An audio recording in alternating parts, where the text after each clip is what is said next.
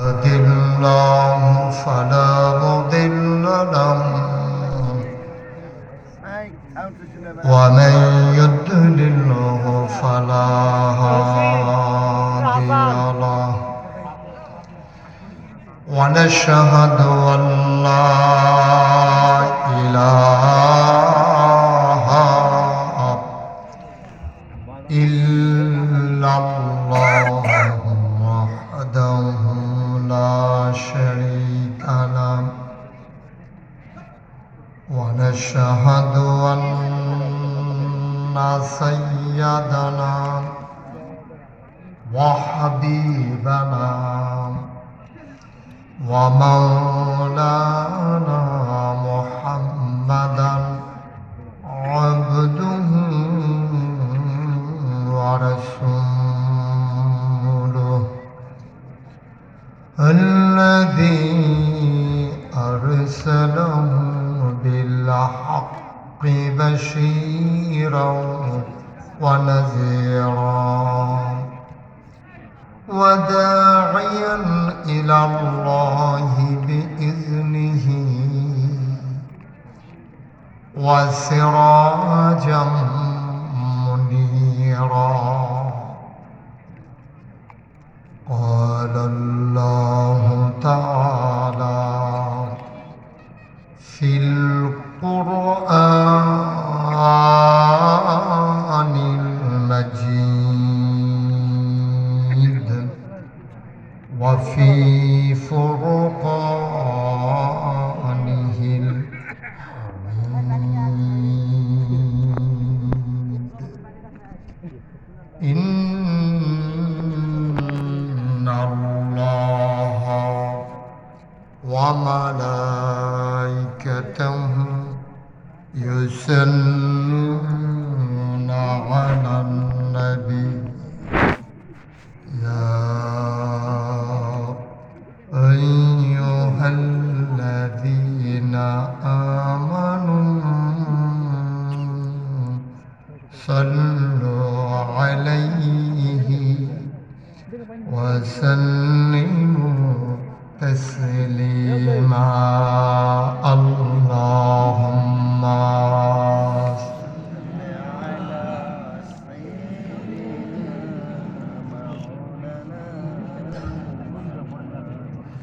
وعلى آل سيدنا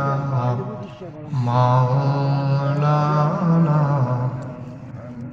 بلغ العلا بكماله كشف الدجى بجماله حسنت جميع خصاله صلوا عليه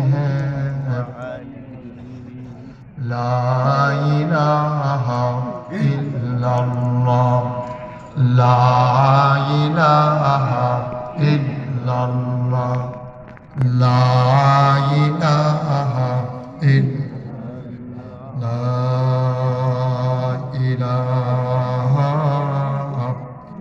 إلا الله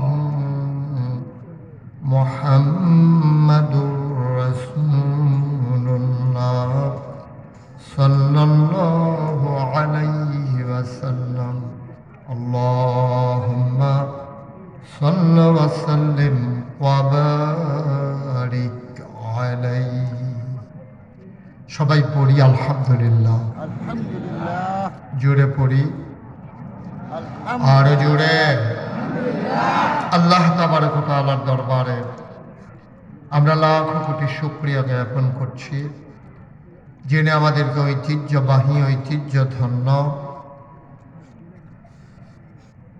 বগুড়ার এই আদমদিঘি উপজেলায় চাটখৈর গ্রামে আকাশে যখন মেঘের ঘন ঘটা একটু পর পর যখন বৃষ্টির রিমঝিম বরিশন ধারা কর্তৃপক্ষের মনে যখন আতঙ্ক ধরিয়ে দিয়েছে মাহফিল করা যাবে কি যাবে না, সকল জল্পনা কল্পনার অবসান ঘটিয়ে যিনি আমাদেরকে আজকের এই 2 দিন ব্যাপী মাহফিলের সমাপনী দিবসে প্রান্ত সীমায় একেবারে শেষ লগ্নে পৌঁছে যাওয়ার তৌফিক দান করেছেন। আজ 28 মার্চ, রোজ শনিবার। বরকতময় দিন শেষে অন্ধকারের চাদর যখন পৃথিবী ঢেকে দিয়েছে, জানান দিয়েছে রাত হয়ে গেছে।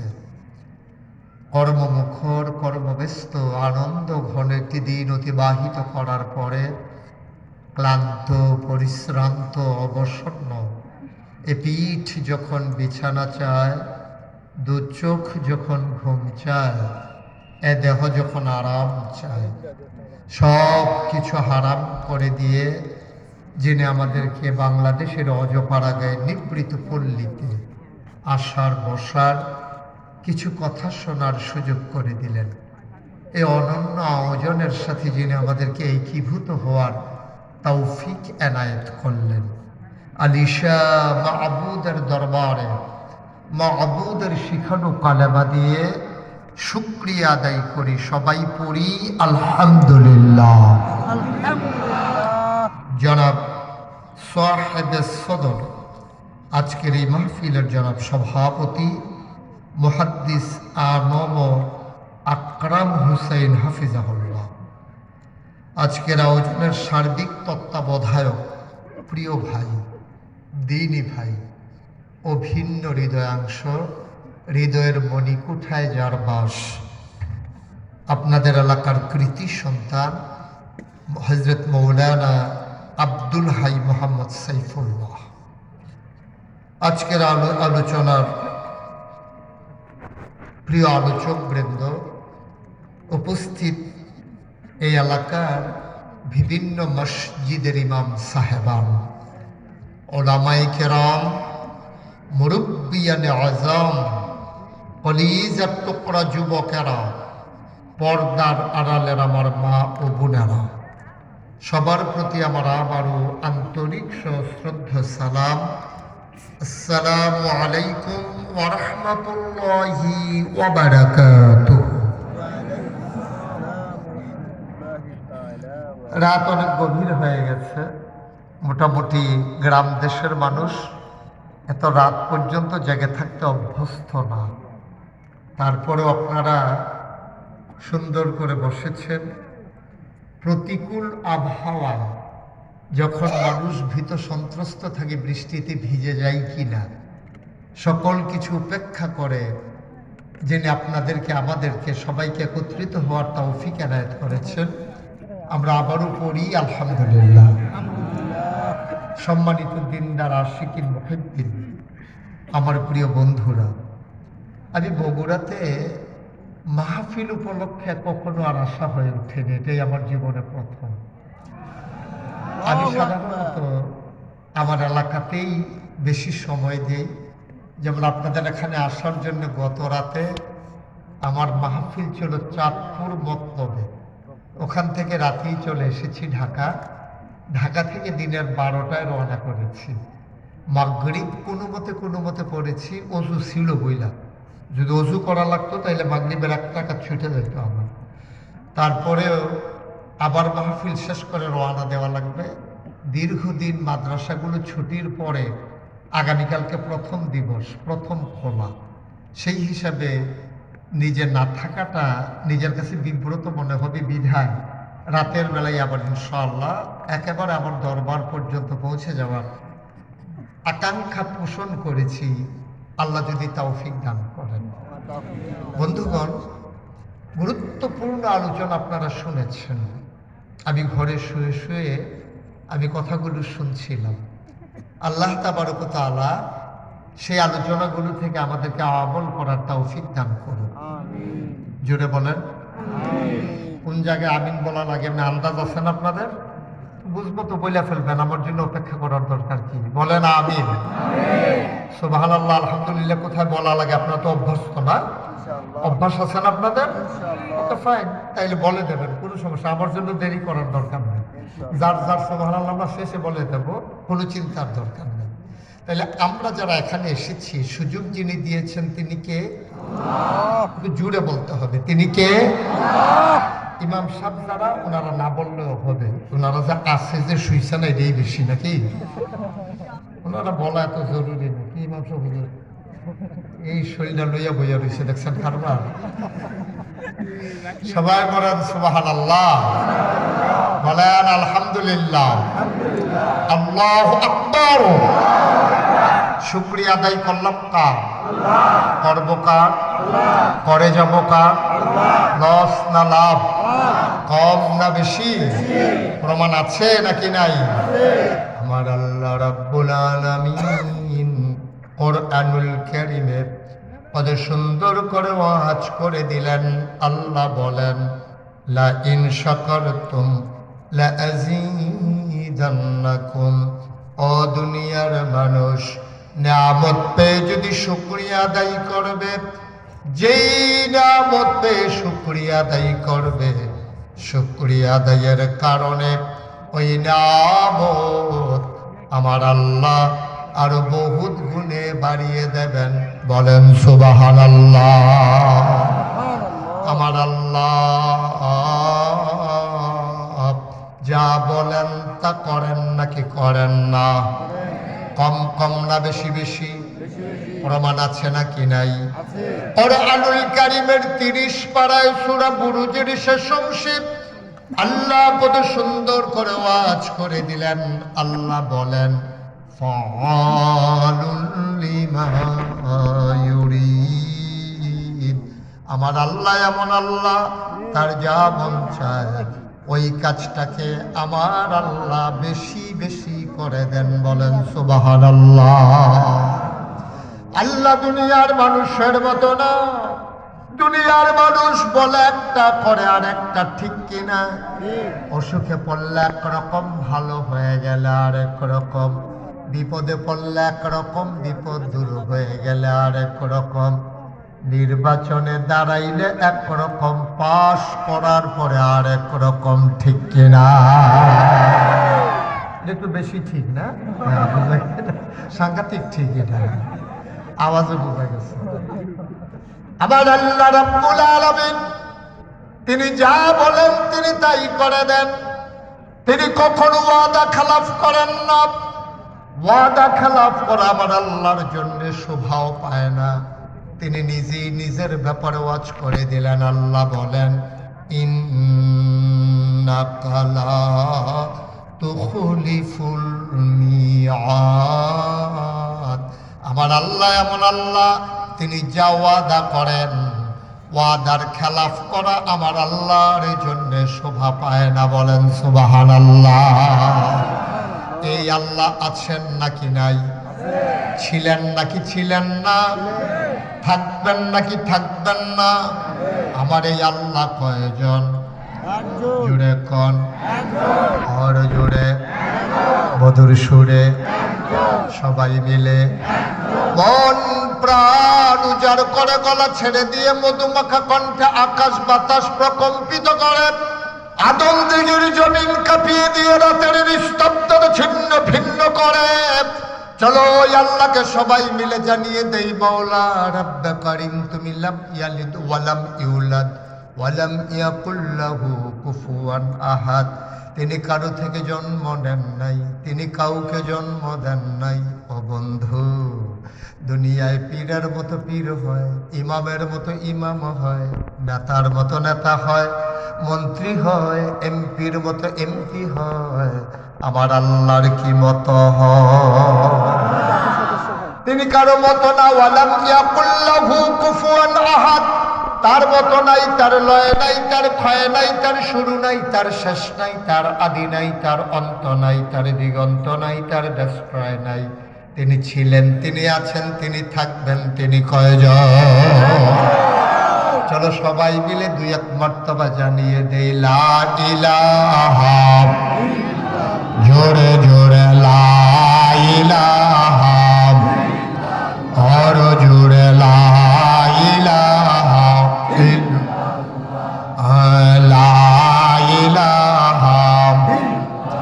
আসমান জমিন গায়রুল্লাহ, পাহাড় পর্বত গায়রুল, শুধু তুমি মাবুদ কাল্লাহ লা ইলাহা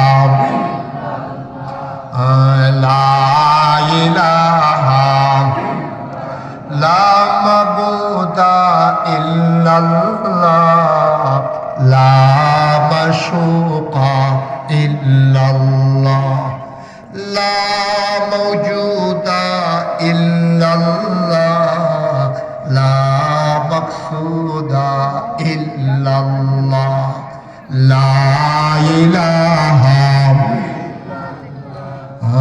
লা ইলাহা ইলাহা ইল্লাল্লাহ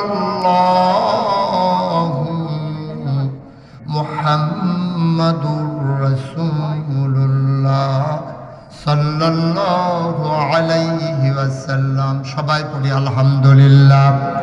বন্ধুরা আমার, ভাইরা আমার, আমার আল্লাহ রাব্বুল আলামিন এই দুনিয়ার ভিতরে আমাকে, আপনাকে, আমাদের সবাইকে মানুষ করে বানানোর এমনে এমনে ছেড়ে দেন নাই।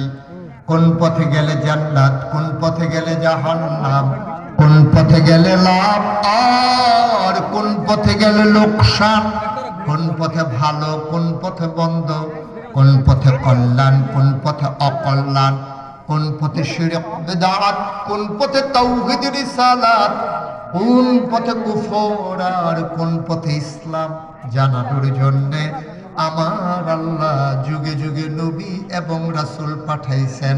বলেন সুবহানাল্লাহ। নবীদের ক্রমধারায় যিনি সবার শেষ, যিনি সবার সেরা, যিনি আপনার আমার নবী, নবী মুহাম্মদুর রাসূলুল্লাহ।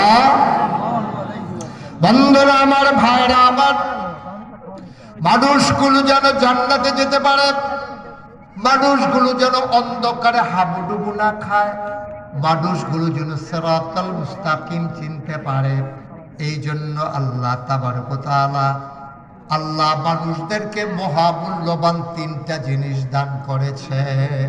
কয়টা? তিনটা। কথা বলতে হবে। কয়টা? তিনটা। যারা আছেন মঞ্চে একটু সাহায্য করেন আমাকে। তিনটা মহামূল্যবান জিনিস দান করেছেন। এক নাম্বার হচ্ছে আল্লাহ তাবারক ওয়া তাআলা মহামূল্যবান যে জিনিস দান করেছেন তার হলো আকল। তার নাম কি? আকল। বুঝ, বিবেচনা, ভালো মন্দ বুঝার ক্ষমতা। আকল মহামূল্যবান একটা জিনিস। আপনার যদি আকল না থাকতো তাহলে আপনি ভালো বুঝতেন না, মন্দ বুঝতেন না, লাভ বুঝতেন না, লজ বুঝতেন না, আপন বুঝতেন না, পর বুঝতেন না, আপনি কিছুই বুঝতেন না যদি আপনার আকল না থাকতো। আপনার যদি আকল না থাকতো, আপনার যদি জিজ্ঞেস করতাম, আপনি তখন বুঝতেন আকলের কত দাম। ও যার আকল নাই তারা তো জিজ্ঞেস করে লাভে নাই।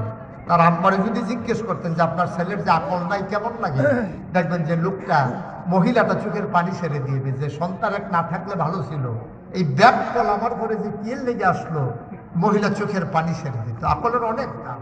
এই আকল যারা কাজে লাগিয়েছে তারাই জগতের ভিতরে সেরা মানুষে পরিণত হয়েছে। সুবহানাল্লাহ বলবেন না? আর যারা আকল কাজে লাগান নাই তারা অনেক বুদ্ধিমান, সব দিক দিয়ে সব বুঝে, তারা আপন বুঝে, পর বুঝে, টাকা চিনে, পয়সা চিনে, বাড়ি চিনে, ঘর চিনে, তারা গাড়ি চিনে, সব কিছু চিনে, কিন্তু তাদের আকল না থাকার কারণে তারা দিন চিনে না, আল্লাহ চিনে না, নবী চিনে না। ঠিক কি না? আল্লাহ তাবারক ওয়া তাআলা দুই দল মানুষের পার্থক্য তুলে ধরেছেন সুন্দর করে। আল্লাহ বলেন, কুল হাল ইয়াস্তাবিল্লাযীনা ইয়ালামুনা ওয়াল্লাযীনা লা ইয়ালামুন। হে নবী, আপনি বলে দেন যারা জানে আর যারা জানে না দুই দল কি সমান? কয় দুই দল কখনো সমান হইতে পারে না। বলেন সুবহানাল্লাহ। অন্ধকার আর আলো যেমন একরকম হয় না, দিন আর রাত যেমন একরকম হয় না, মূর্খতা আর শিক্ষিত মানুষ কখনোই একরকম হয় না। যারা জানে, যারা জানে না, দুই দল কখনোই সমান না। যারা জানে তারা হইল রাদিয়াল্লাহু আনহুম ওয়া রাদু আনহু, তাদের ব্যাপারে আল্লাহ খুশি, আল্লাহর ব্যাপারে তারা খুশি। বলেন সুবহানাল্লাহ। আল্লাহ নবী যখন দ্বীনের দাওয়াত দিলেন, মানুষগুলো হয়ে গেল দুই ভাগ। একদল হলো আল্লাহওয়ালা, আরেক দল হলো শয়তানওয়ালা। একদল হলো জান্নাতি, আরেক দল জাহান্নামী। একদল ফেরেশতার চাইতে উত্তম, আরেক দল জানোয়ারের চাইতে খারাপ, ঠিক কিনা? এই কথা আমার আল্লাহ কোরআনে বলে দিয়েছেন। আল্লাহ তাবারক ওয়া তাআলা জানিয়ে দিলেন ওই মানুষগুলো খারাপ যাদের জ্ঞান দেওয়ার পরে আল্লাহ চিনে নাই, যারা আল্লাহকে বুঝতে, আল্লাহর দ্বীন বুঝতে পারে নাই, ওরা কারা? আল্লাহ কয় ওয়ালাহুম কুলুবুল লা ইয়াফকাহুনা বিহা ওয়ালাহুম আয়ুনুল লা ইউবসিরুনা বিহা ওয়ালাহুম আযানুল লা ইয়াসমাউনা বিহা উলাইকা কাল আনআম বাল হুম আদাল। আল্লাহ কয় দুনিয়ার ভিতরে একদল মানুষ আছে এমন, মন আছে বুঝে না, চোখ আছে দেখে না, কান আছে শুনে না, ওরা আবার কেমন মানুষ? আল্লাহ কয় আমি কি বলছি নাকি মানুষ? উলাইকা কাল আনআম, ওরা চতুষ্পদ জানোয়ারের মতো। আমরা বলি আল্লাহ সে কি জানোয়ার? আল্লাহ কয় না, বালহুম আদাল, এটা জানোয়ারের চাইতে আরো নিকৃষ্ট, ঠিক কিনা? যে আল্লাহ চিনল না, নবী চিনল না, মন থাকার পরেও বুঝলো না, চোখ থাকার পরেও দেখলো না, কান থাকার পরেও শুনলো না, উলাইকা কাল আনআম, ওরা চতুষ্পদ জানোয়ারের মতো, ঠিক কিনা? এরকম আছে নাকি নাই? তাহলে মানুষ হয়ে গেল দুই প্রকার। একদল হলো রাদিয়াল্লাহু আনহু ওয়া রাদু আনহু, যাদের ব্যাপারে আল্লাহ খুশি, আল্লাহর ব্যাপারে যারা খুশি। আরেক দল হয়ে গেল জানোয়ারের চাইতে খারাপ। তাইলে যাদের ব্যাপারে আল্লাহ খুশি ওরা কারা? আবু বকর, ওমর, উসমান, আলী, তালহা, জুবায়ের, আব্দুর রহমান ইবনে আউফ, সাদ ইবনে রাবিয়া, আব্দুল্লাহ ইবনে আব্বাস, আব্দুল্লাহ ইবনে মাসউদ। ওই মানুষগুলো হলো যাদের ব্যাপারে আল্লাহ খুশি, আল্লাহর ব্যাপারেও তারা খুশি। সুবহানাল্লাহ বলবেন না? তাহলে আরেক দল হলো জানোয়ারের চাইতে ওরা খারাপ। জানোয়ারের চাইতে খারাপ যারা, ওরা কারা? ওরা হলো আবু জেহেল, আবুল আহাব বা সাইবা, মুগীরা। ওরা হলো জানোয়ারের চাইতে নিকৃষ্ট। আল্লাহ জানিয়ে দিয়েছেন ১,৫০০ বছর আগে। তাইলে ১,৫০০ বছর আগে, ১,৫০০ বছর আগে আবু বকর ছিল একদিকে, উমর, উসমান, আলী, তালহা ছিল একদিকে। ওরা কি জাহান্নামী না জান্নাতি? কথা বলো, ওরা কি জাহান্নামী না জান্নাতি? ওরা কি শয়তানওয়ালা না আল্লাহওয়ালা? আপনি এটাকে ফিক্সড করে দেন, এদিকে ফিক্সড করে দিয়ে আপনি বসে পড়বেন। আপনি পুরো মাহফিল ঘুরাইতে আছে, এই লোকজনও ঘুরতে আছে, আর হাত পা লাগতে আছে সবাই। হ্যাঁ হ্যাঁ, আপনি এটা ফিক্সড করে দিয়ে বসে পড়ুন। হ্যাঁ, ফিক্সড করে দিয়ে আপনি বসেন। সবাই পড়েন আমিন, জোরে পড়েন, আরো জোরে। তাইলে তৎকালীন জমানায়, খুব খেয়াল করেন, তৎকালীন জমানায় নবী যখন দ্বীনের দাওয়াত দিলেন, মানুষ হইল কয় ভাগ? কথা কয় না? আস্তাগফিরুল্লাহ, লা হাওলা ওয়ালা কুওয়াতা ইল্লা বিল্লাহ। মানুষ হইল কয় ভাগ? দুই ভাগ। একদল হলো আল্লাহওয়ালা, আরেক দল হলো শয়তানওয়ালা। একদল হলো জান্নাতি, আরেক দল হলো জাহান্নামী। একদল হইল আপনার আল্লাহর মাকবুল বান্দা, আরেক দল হইল আল্লাহর অভিশপ্ত বান্দা। তো মাকবুল বান্দা কারা? আবু বকর, ওমর, উসমান, আলী, তালহা, জুবায়ের, আব্দুর রহমান ইবনে আউফ, সাহাবায়ে কেরাম। সুবহানাল্লাহ বলবেন না? আরেক দল যারা জাহান্নামী, ওরা কারা? আবু জেহেল, আবুল আহাব, উতবা, সাইবা, মুগীরা, ওদের বংশধর যারা কাফের। নাউজুবিল্লাহ বলবেন না? তাইলে এবার তৎকালীন জমানায় আমরা মানুষ পাইলাম দুই ভাগ। এখন আবু বকর, উসমান, আলী, আমরা হইলাম ওনাদের বংশধর। আমরা এখানে যারা আছি, আমরা আল্লাহর মাকবুল বান্দা যারা ছিল, আমরা তাদের বংশধর, ঠিক কিনা বলুন? আবু বকর, উমর, উসমান, আলীর যদি বংশধর এখানে থাকে, তাহলে এখানে না থাকুক, অন্তত পৃথিবীতে আবু জেহেল, আবুল আহাব, উতবা, সাইবা, মুগীরা, তাদের বংশধর আছে নাকি নাই? যেহেতু তৎকালীন জমানায় দুই ভাগ, এখনকার জমানায়ও দুই ভাগ। তৎকালীন জমানায় ছিল আবু বকর, উমর, উসমান, আলী, আর ছিল আবু জেহেল, আবুল আহাব, উতবা, সাইবা। এখনকার জমানায়ও আবার ওই আবু বকরের বংশধর যেমন আছে, আবু জেহেলের বংশধরও আছে। আমরা হলাম আবু বকরের বংশধর, উমরের বংশধর, উসমানের বংশধর, আলীর বংশধর। এখন যদি প্রশ্ন জাগে আবু জেহেলের বংশধর কারা? আমাদের আদমদিঘিতে আছে নাকি, বগুড়াতে আছে নাকি? এইভাবে খুঁজা আমি বলতে পারবো না। আপনারা ইমাম সাহেব হুজুরে বলছে আছে, ওনার থেকে জান্নাত নিয়ে।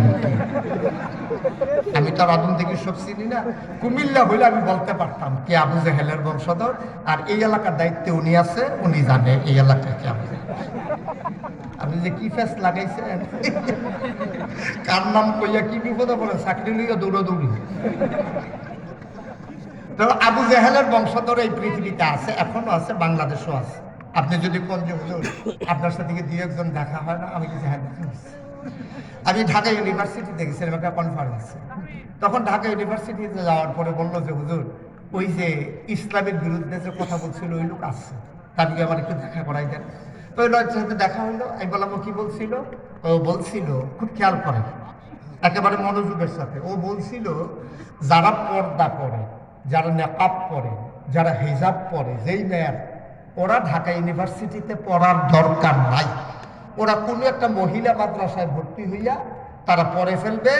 যারা পর্দা করে সেকেলে, যারা প্রতিক্রিয়াশীল, প্রগতিশীল না, যারা আধুনিক চিন্তাধারায় অভ্যস্ত না, এই মেয়েরা ঢাকা ইউনিভার্সিটিতে পড়ার দরকার নাই। এটাকে আপনারা মানেন না? কথা কেনা মানেন? ওরা বলতে চায় পর্দা নিশীন যারা, তারা ঢাকা ইউনিভার্সিটিতে পড়তে। মনে করেন আব্দুল হাই সাইফুল্লাহ ভাইয়ের একটা মেয়ে শিক্ষাগত যোগ্যতায় ঢাকা ইউনিভার্সিটিতে চান্স পেয়ে গেল, অথবা ওনার মেয়ে ঢাকা ইউনিভার্সিটিতে চান্স পাইল, তাহলে ঢাকা ইউনিভার্সিটিতে ওনার মেয়ে পর্দা করার কারণে পড়তে পারবে না? পারবে। এটাকে আপনারা একমত? সে বলছে তো সেমিনারে হাজার মানুষের সামনে, সে বলছে যারা পর্দা করে, নেকাব লাগায়, হিজাব পরে, তারা ঢাকা ইউনিভার্সিটিতে পড়তে পারবে না, আসার দরকার নাই, তারা মহিলা মাদ্রাসায় ভর্তি হয়ে যাবে। নাউজুবিল্লাহ বলবেন না? ও প্রেসক্রিপশন দিয়ে গেছে।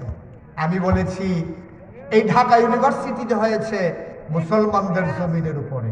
এই ঢাকা ইউনিভার্সিটির ইটগুলা কিনা হয়েছে মুসলমানদের টাকায়। এই ঢাকা ইউনিভার্সিটিতে যেই মুসলমানদের ট্যাক্সের টাকা, আজও ঢাকা ইউনিভার্সিটিতে রিক্সাওয়ালার খেটে খাওয়া মানুষের টাকায়, আমার আপনার ট্যাক্সের টাকায়, আমরা একটা পাউরুটি কিনলে যে ভ্যাটের টাকা জমা হয় 15%, ওই টাকা দিয়া যে ঢাকা ইউনিভার্সিটির কর্মচারী, কর্মকর্তা, প্রফেসর সকলের বেতন হয়, যে ঢাকা ইউনিভার্সিটিতে পড়তে পারবে না পর্দানিসীন মেয়েরা। আমি বলেছি শীততাপ নিয়ন্ত্রিত কক্ষে বসে তুমি ইসলামের বিরুদ্ধে কথা বলো, তোমার খবর নাই আজ বাংলাদেশে শতকরা 92 জন লোক মুসলমান। ঠিক কিনা বলো?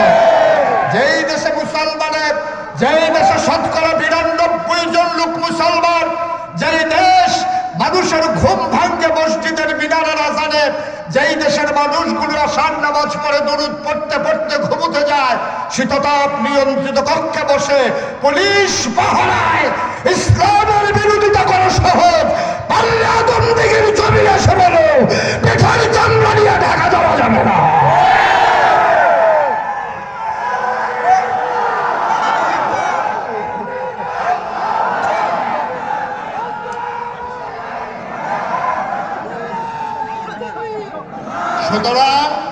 সুতরাং বোঝা গেল এই জমানায়ও আল্লাহওয়ালাও আছে, শয়তানওয়ালাও আছে। আছে নাকি নাই? আকলের সবচেয়ে বড় দাম।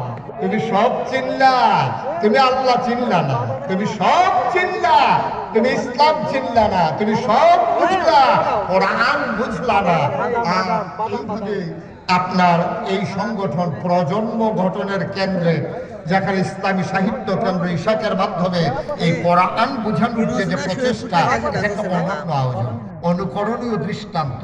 আমি মনে করি শুধু বগুড়ার আদমদিঘিতে নয়, এই প্রকল্প বাংলাদেশের প্রতিটি গ্রামে গ্রামে চালু হওয়া প্রয়োজন। ঠিক কিনা বলেন? তাহলে ছোট্ট শিশুরা ওই যে যেখানে কিন্টার গার্ডেনে সকালবেলা চলে যায়, আজকে বক্তব্যগুলোকে ঝেঁটিয়ে পিটিয়ে বিদায় করে দেওয়া হয়েছে।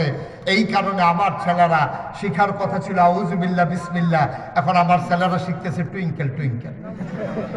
ঠিক কিনা কন? ছোট বাচ্চা টুইঙ্কেল টুইঙ্কেল পারে, আউযুবিল্লাহ বিসমিল্লাহ। ঠিক কিনা কন?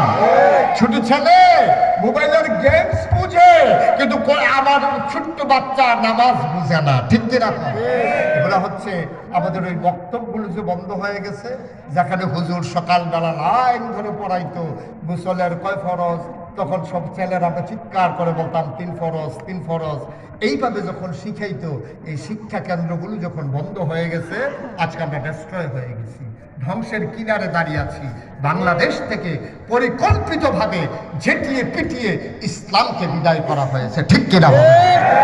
আবার যদি আমরা ইসলামের রঙে রঙিন হতে চাই, আবার যদি অন্ধকার দূরীভূত করে কোরআনের আলোতে আলোকিত করতে চাই গোটা ধরনী, তাইলে আবার যেতে হবে কোরআনের কাছে। আর কোরআনকে নিজের জীবনে ধারণ করার জন্য সকালবেলার বক্তব্যের কোনো বিকল্প নাই, ঠিক কিনা? আবার শুরু করে দিতে হবে ইনশাআল্লাহ, যেটা আমার আব্দুল হাই সাইফুল্লাহ ভাই শুরু করে দিয়েছেন। আব্দুল হাই সাইফুল্লাহ ভাই যেটা শুরু করেছেন, ইনশাআল্লাহ ধারাবাহিকভাবে এটা শুধু আপনার আদমদিঘিতে না, শুধু বগুড়াতে না, শুধু উত্তরবঙ্গে না, ওরা বাংলাদেশের 56,000 বর্গ মাইলে ইঞ্চি ইঞ্চি জায়গায় পৌঁছে দিতে হবে ইনশাআল্লাহ। আল্লাহ যেন কবুল করেন, আল্লাহ যেন কবুল করেন, সবাই করেন আমিন। উনি চেয়েছেন মাত্র 300 লোক 1000 করে। আমি বলি এই প্যান্ডেলের ভিতরে 300 না, 600 লোক বছরে 1000। একটা রিক্সাওয়ালা যে রিক্সা চালায়, সে যদি মনে করে যে আমি বছরে 1000 টাকা আলাদা করে রেখে দেবো, একদিন 1 কাপ চা কম খাবো, তারপরে যদি সে মনে করে আমি বছরে 1000 টাকা দেবো, তার জন্য কঠিন না? কথা বলা কঠিন। বছরে 1000 টাকা দিতে গেলে মাসে 100 টাকা পড়ে না। আপনাদের এদিকে কি 10 মাসে বছর না 12 মাসে বছর? তাহলে তো 2 বছরও বেশি হয়। 1200 দিতে পারবেন আপনি, 100 টাকা করে ধরেন, 1200 টাকা দিতে পারবেন। এটা যদি আমি দিতে না পারি, তাহলে আমি ইসলামকে খুব মহব্বত করি, স্লোগানে আমি ময়দান কাঁপিয়ে দিই, কিন্তু দেওয়ার সময় আর হাতে উঠে না। অথচ আল্লাহ বলছেন ইন্নাল্লাহ ইশতারা মিনাল মুমিনিনা আনফুসাহুম ওয়া আমওয়ালাহুম বিআন্না লাহুমুল জান্নাহ। আল্লাহ তাবারক ওয়া তাআলা আমাদেরকে জান্নাত দিয়েছেন, বিনিময় নিয়েছেন জান আর মাল। সুবহানাল্লাহ বলবেন না? জান্নাতে যাওয়া তো সহজ না। জান্নাতে যাওয়া কি এত সহজ মনে করছেন নাকি যে আপনি বলবেন আর জান্নাতে চলে যাবেন? এত সহজ দুনিয়া না। এটার জন্য পরীক্ষা দেওয়া লাগবে, পাশ করা লাগবে, নিজের জান আর মাল কুরবানি দেওয়া লাগবে। তারপরে দেখবেন যে আপনি একদিন মরে গেছেন, আপনাকে সবাই মিলে মসজিদের মিনার থেকে ঘোষণা হয়েছে মানুষটা দুনিয়াতে নাই। কাফন পরিয়ে যখন দাফন করে দেবে মাটির কবরে, সবাই দেখবে মাটির কবর। আপনি কবরে গিয়ে দেখবেন মাটির কবর মাটি নাই, মাটির কবর জান্নাতের টুকরা হয়ে গেছে। বলেন সুবহানাল্লাহ। এদিকে আসেন, এই যে ভাই, এদিকে এদিকে, হ্যাঁ এদিকে, যেখান থেকে উঠে গেছেন এখানে আসেন। মাফ করে দেওয়া হলো যেহেতু বৈশাখ গেছে। আপনার কাছে কি অন্য মাহফিলের মতো মনে হয়? আমি সেই কুমিল্লা থেকে আসছি, আর আপনার বাড়ির কাছে বললে আপনি যাই দেন, আই দেন, হাফ এন আওয়ার দিবেন, কি কারবার? নড়াচড়ার কোনো সুযোগ নেই, চিন্তাও করবেন না নড়াচড়া। আল্লাহ যেন কবুল করে, সবাই করে আমিন। আমি লম্বা সময় আপনাদেরকে আটকে রাখবো না, যতক্ষণ আপনাদের ধৈর্য খোলা ততক্ষণ ইনশাল্লাহ আলোচনা। ওয়া মা তাওফিকি ইল্লা বিল্লাহ। তো আল্লাহ তাবারক ওয়া তাআলা আল্লাহকে চেনার জন্য, নবীকে চিনার জন্য, ইসলাম বুঝার জন্য মহামূল্য